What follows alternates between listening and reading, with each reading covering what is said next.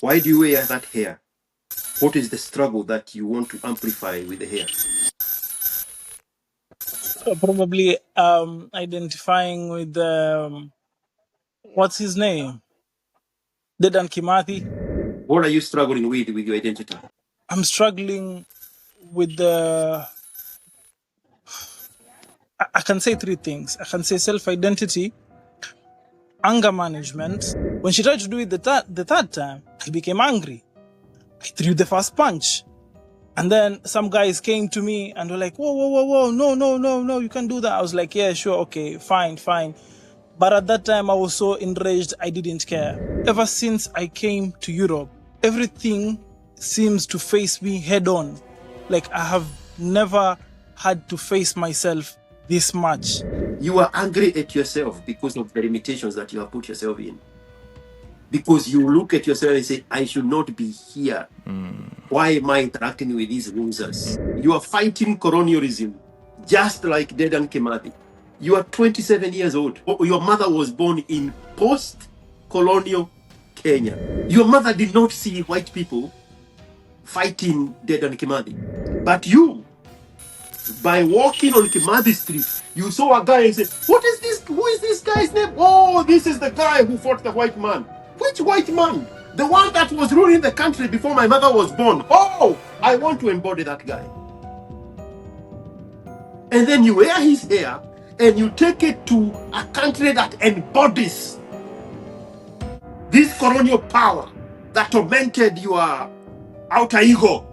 And you're like, you motherfuckers, you are not teaching me the language properly. You motherfuckers are not putting me in the front of the line. I struggled. Give me citizenship. Give me driver license. I don't have to work for it. I'm a victim here. Putting me in the front of the line. And now everybody is against you. Because where you don't carry the marks of the traumas on your arms with the tattoos, you wear it on your head. You're telling everybody, identify me as a freedom fighter against colonialism. Maisha ya mwanaume ni ngumu kidogo. Kidogo is an understatement. What else did you want to talk about? Yeah, I think you've cleared that pretty well. To be honest, you've cleared that pretty well. Yeah. So what is this issue of racism that you flew all the way to Netherlands to call the natives racists? Okay. They were doing just fine before you showed up. They didn't know they were racist. They didn't know they were racist until you showed up. The thing, I wasn't even that type of person before I came here. I wasn't even the type of person to say like, it's hard and these people are like this. And then just slowly it just crept up on me. It just crept up on me. And now I'm like, these guys and this. Yeah, I don't get it. But are you saying that because of what you've seen on social media? Because I understand social media can be very influential. You can look at some content, and negative news travels very fast. So you can look at some negative content and feel like, oh, maybe this might happen to me. Is it because of that, or you have actually encountered incidences where you have been like cast aside, or you haven't been given the opportunities? I mean, are there opportunities that you cannot access that other people can access, is basically what So the reason why I'm asking. I switched from the warehouse to delivery was exactly because of that. Like I witnessed it firsthand. Like, okay, it doesn't really have to be racism. It could be just like this person was an asshole. One time I was at the warehouse and we were doing work, and this woman came to me and she told me like, okay, you're not supposed to do this and that. I was like, yeah, bet, sure. Okay. As I was continuing work, another guy came, and this guy is from the same country as her. They're both Polish. So the guy did the same thing. So when he did the same thing, I was like, but this girl just told me I'm not supposed to do that. So I went up to her. I was like, okay, just to clarify, this guy is doing what I did and you didn't correct her. And she was like, no, he's not. I'm like, you can see that's what I was doing, and this is exactly what he's doing. So like, why don't you tell this guy? And then immediately she switched up to like, what's wrong with you? Huh? What's wrong with you? I'm like, whoa, relax. Like, you can just tell him to not to do that, right? And she just went higher and higher. What's wrong with you? What do you want from me? And then she immediately again started pushing me. I'm like, okay, hold up. This is crazy. You can't just go all the way up. And then she did it again. I was like, wait a minute. And then she tried to do it the third time. When she tried to do it the third time, I became angry. I threw the first punch. And then some guys came to me and were like, whoa, no, you can't do that. I was like, yeah, sure, okay, fine. But at that time, I was so enraged, I didn't care. So after that, I stayed there for like a week, and they were like, yeah, we are sorry. We can't really continue with you. Why? Because you've been taking sick leave. I'm like, I haven't taken any sick leaves. Yeah, like they gave you a fake, they Yeah, gave they you a gave fake me a fake, but excuse to fire you. yeah, so Okay, like, but you already yeah, I knew, already you knew already that. knew like Mm, why they had fired you. exactly, Okay, exactly. So, don't you feel like you've so already answered the question in what you've already just? But yes. sorry, IQ, I think you want to add something there though. So tell me, Asim, Polish Polish people are very racist. Is it true? I haven't Natural. experienced anything like that, man. Personally, I have not experienced anything like that. I've In interacted the with. in the context that they feel that they should have the first opportunities to immigration jobs. And and there is a history. There is a history behind it. When the UK refused to join, what was that this thing called? Brexit? Brexit, Yeah, yeah, they wanted to do the whole leaving the EU thing. The biggest losers were the Polish from that equation. I don't know if you follow that story. I believe so, yeah. And because of that, they felt like now the rest of Europe is ours. If we cannot work in the UK, now we are going to own the rest of the European Union. We are the next best thing. It's like, and I don't want to give the example with the niggers and Africans in America. Let's go with the Hispanic whites. They consider themselves better than the Mexicans, Central and South Americans. Right.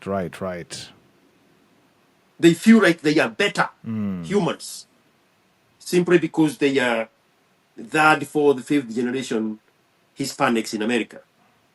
And the Polish have that attitude that they get the first take at this immigrant pool of opportunities.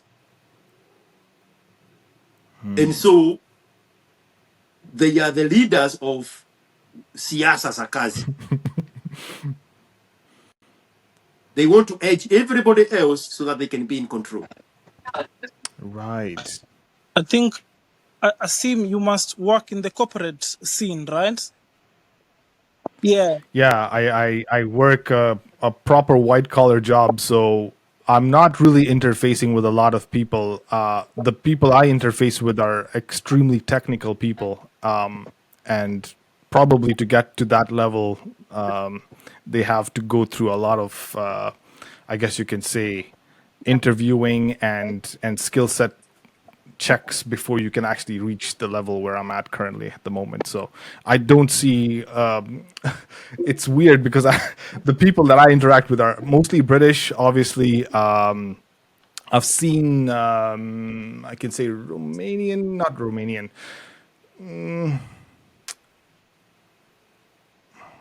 Croatians and the guys that are fighting Russia, those ones are also in Ukrainians. tech.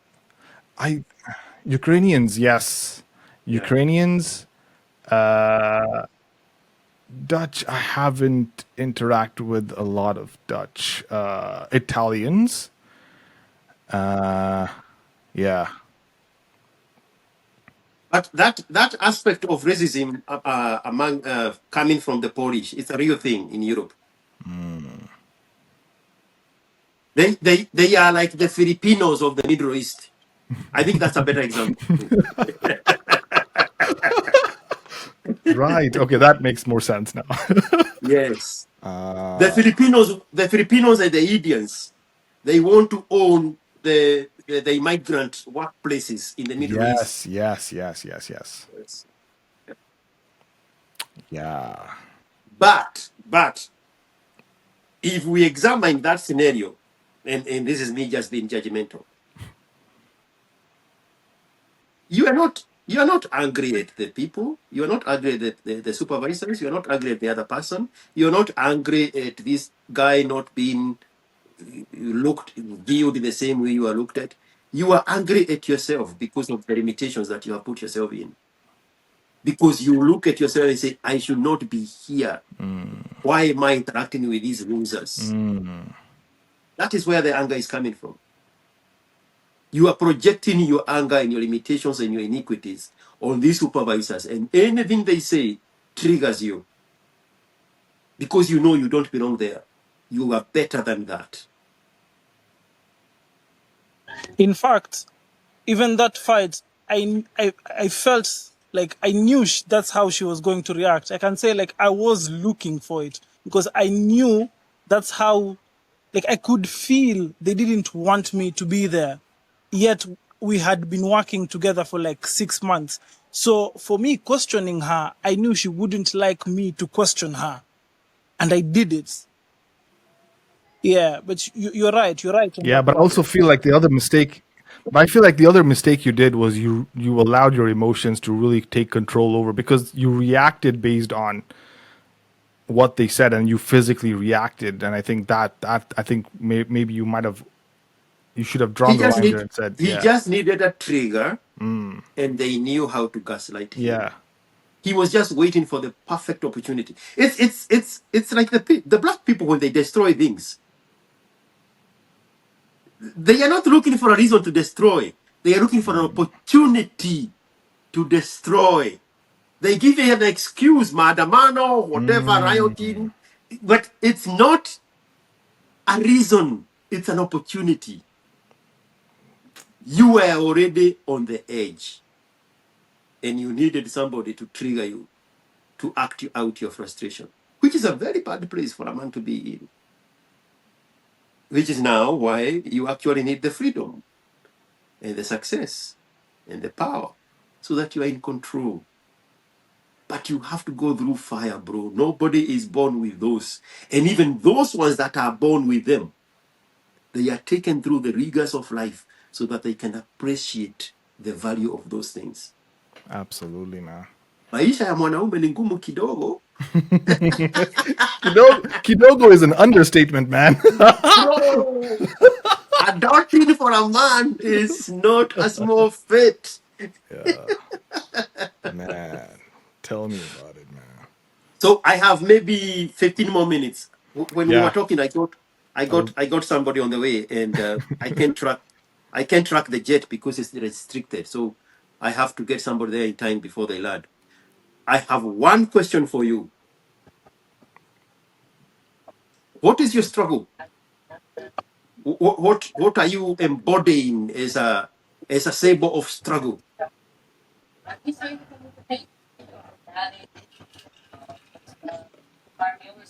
I wish we get a good connection because I really want to have this conversation. Nobody else will ever dare have this conversation with you. I know. That's why I wanted to reach home first, but it's okay. I guess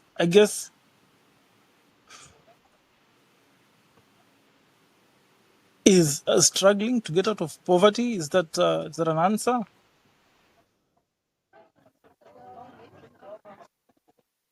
When we started, you mentioned identity crisis.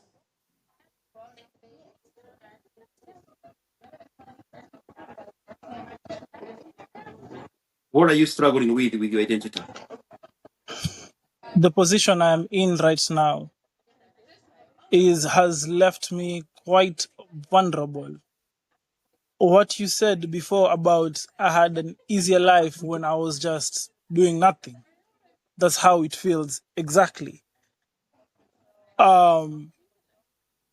Another thing, I'm struggling with I can say three things. I can say self identity, anger management, and like ever since I came to Europe, right? I Everything seems to face me head on. Like I have never had to face myself this much. Like there's no running away, there's no God, there's nothing. It's just you and your solution. And it's really hit me in the face. The self identity, You know, for that part only, if it's any consolation, when you succeed, those are the things you are going to look back to and be glad that you went through them when you succeed. But continue. You are headed there with your self identity, which is exactly what I want us to talk about. but the self identity is what am I really looking for? And am I willing? Like, can I trust myself? Can I trust myself enough to believe myself? Can I trust myself enough to not have an anchor?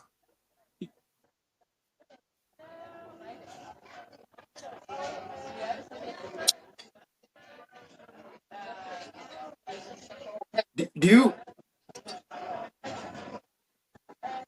go ahead, finish that thought process?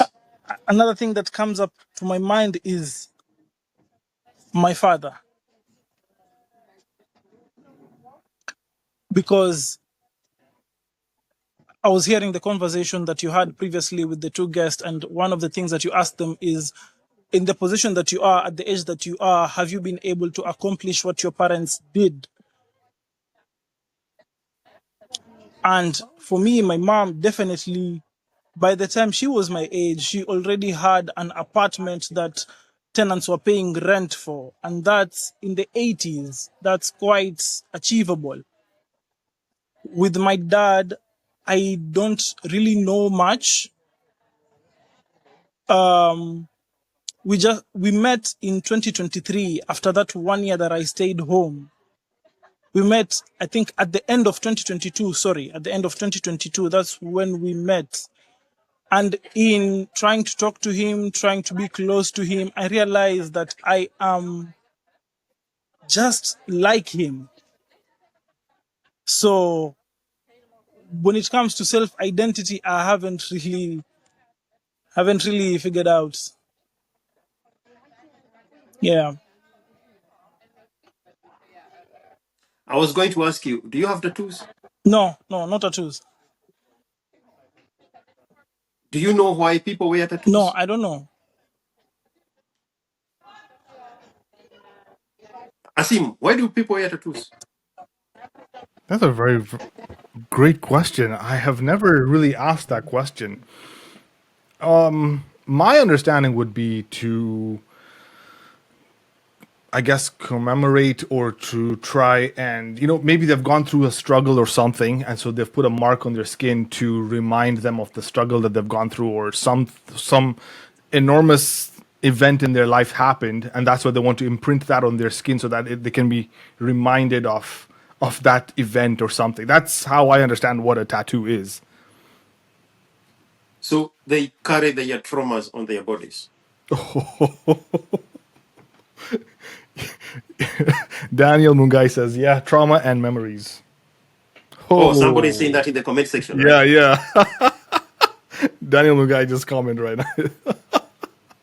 So they identify themselves with the trauma. So when you say you're struggling with with self identity, and I'm not even going to touch about your father. That's a struggle you're going to deal with by yourself. I asked you now in this segment, what are you struggling with? Why are you struggling with your identity? What is your struggle? Now, one moment before you answer. You just had Asim say people wear tattoos so that they can carry the memories of the traumas.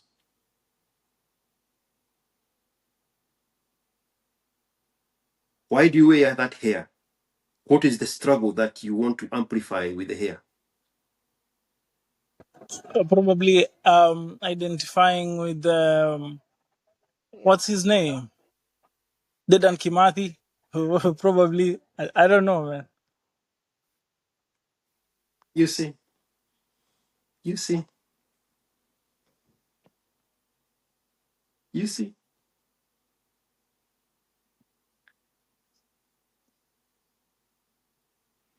You see. What? What?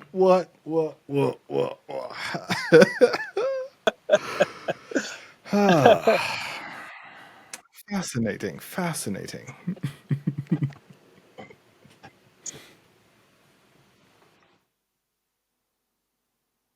So your struggle is for colonialism. You are fighting colonialism, just like Dedan Kimathi. And now you are surprised that everywhere you turn, you see institutional racism in the country of people who look like the colonizers of Dedan Kimathi. You are looking for it. You want to identify with it. You knock on the door and say, I am here, anti-colonial embodiment of Dedan Kimathi. If you don't give me driver license when I don't qualify for it, you are racist. But you don't qualify for it. If you don't give me an injection so that I can learn the language quicker than naturally possible, you are racist. But you're not putting in effort to learn the Dutch. But you are carrying the identity of a freedom fighter, of a struggle you are not familiar with. You are 27 years old.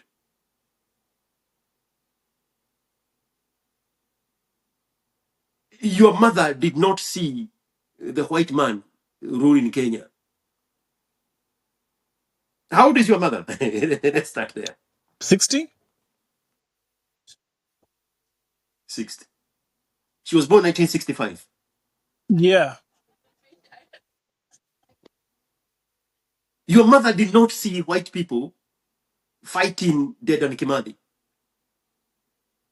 Your mother was born in post-colonial Kenya.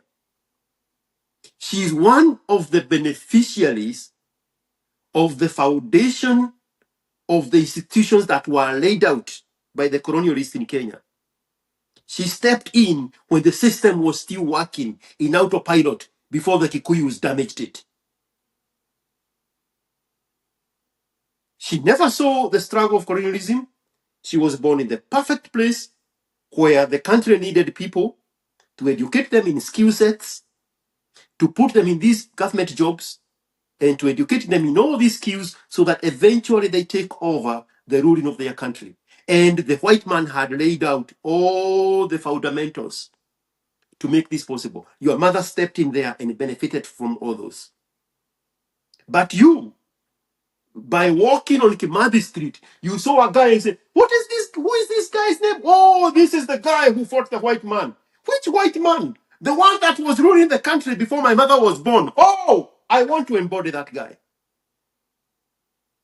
And then you wear his hair and you take it to a country that embodies this colonial power that tormented your outer ego.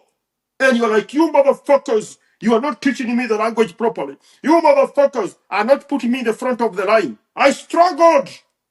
Give me citizenship. Give me driver license. I don't have to work for it. I'm a victim here. Putting me in the front of the line. And now everybody is against you.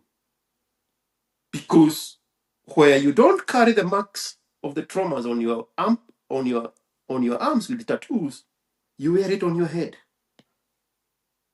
You're telling everybody, identify me as a freedom fighter against colonialism. And now I have invaded your country to demand my rights. I don't know what those rights are, but in your head, that's what you're doing.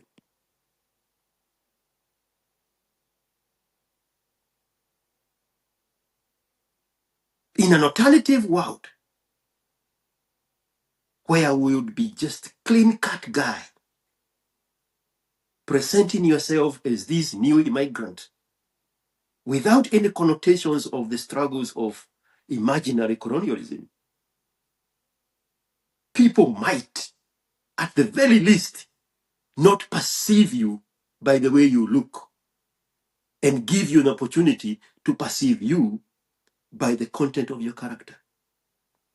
But you deny them that, you deny yourself that. And you say, identify me here.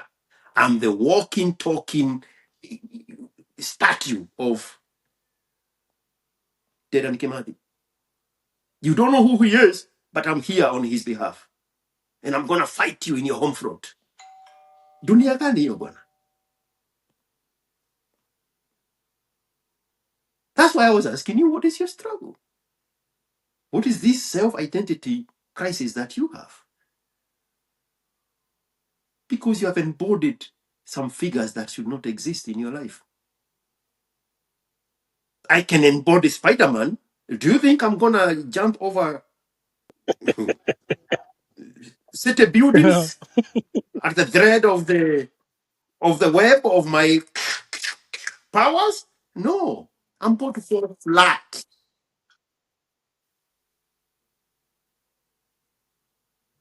I think he got the message. He got the message, and he also got a message. I think a phone call came through. Rajab, when you get another chance, let's finish that identity crisis thingy that is going on here. Absolutely, man. And you know, I said I want to have this conversation because nobody else is going to have that conversation. Because people shy away from the issue of dreadlocks and stuff. So I was like, I am the evil one. Let me do away there. Someone has to be evil. Somebody has to, exactly, right?